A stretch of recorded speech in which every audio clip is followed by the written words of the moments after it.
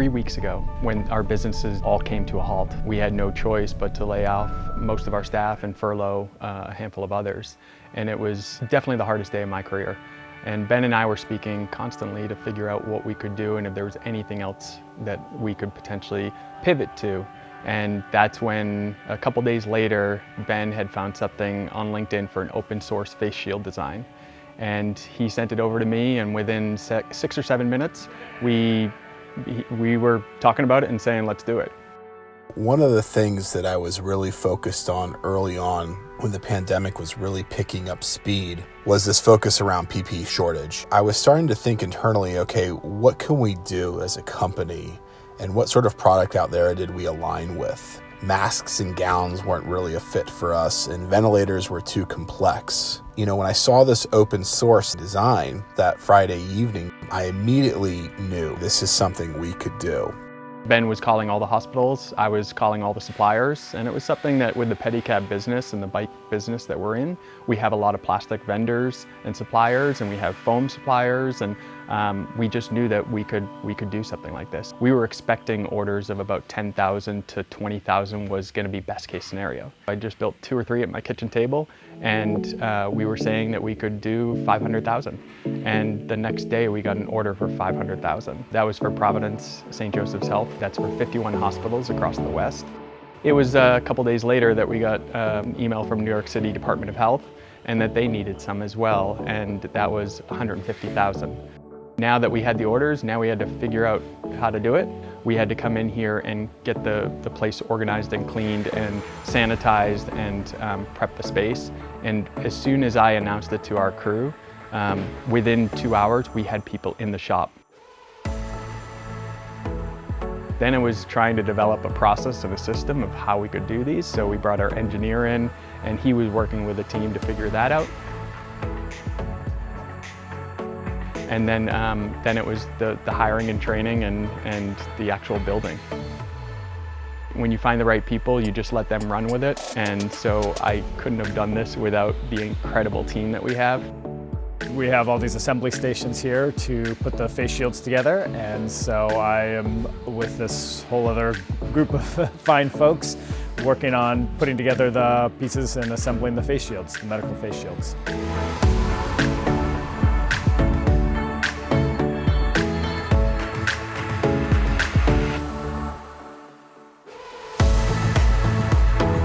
Well, basically what we're doing is getting people supplied up front. That's my major job, keeping them with shields, elastic, and foam, and just letting them pretty much go at it, making sure their quality is good, making sure everything flows to them and then flows back through here where they can get shipped for the hospitals or whoever gets them.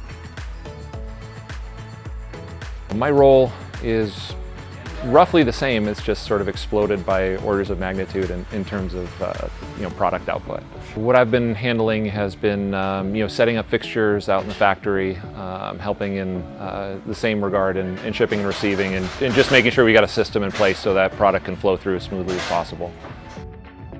I've been responsible for hiring and staffing for this project. We've had a great response from the community. We were able to very quickly increase our production capacity to meet the needs of this project.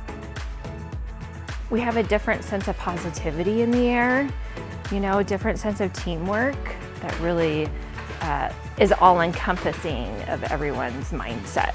We're all in it together, so we just kind of buckle down and do the best that we can. So we put everybody at 6 feet apart. We set up the stations so that we would be following CDC guidelines to make sure everybody was safe when they were coming into our building.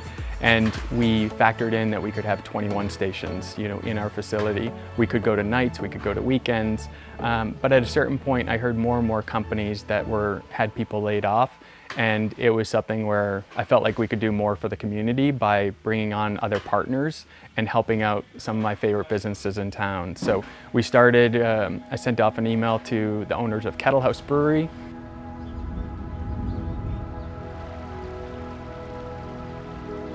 I'm Zeb Harrington. I'm the president of Kettle House Brewing Company, and we're standing outside our production facility here in Bonner, Montana, on the banks of the Blackfoot River, and checking out a little bit of wildlife and getting a break for a few minutes from wearing a mask and staying socially distant from everybody. This is a good distance from anything, so good spot to be.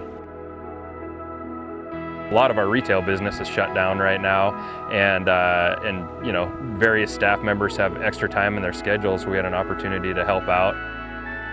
We pride ourselves on community involvement, and this was a really direct way to feel like we were helping. It's not our main focus, not the main part of our business, but it's fun to see that we've produced something that's going to hopefully help people at the end of the day.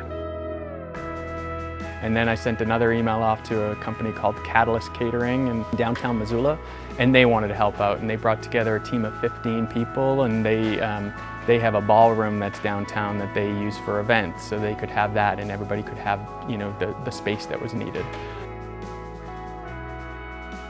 We're all aware of the shortages of everything like that in the hospitals right now, so I think if we can do our part and have the time to do it, we're doing it. We then went on to Imagination, which makes some of the best beer in town, and they wanted to get involved. And they do so many community events there. They are some of the best people I've ever met, and we really wanted to get them part of this as well. And so they put together a team, and they're actually just about to start up on Monday. On the very first delivery that we made earlier this week, I was notifying our team that we were going to deliver the first pallet of 6,000. And I said, oh, we should maybe do this on a bike. And people loved the idea. So we threw the pallet into the trailer and took a bike, and we basically delivered it. We delivered it by bike right to the hospital.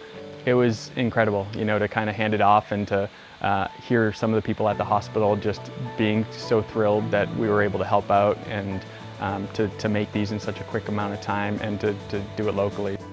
I'm really impressed with how things are going. It's been quite an amazing ride the last few weeks to see how we could have purpose here at Coaster.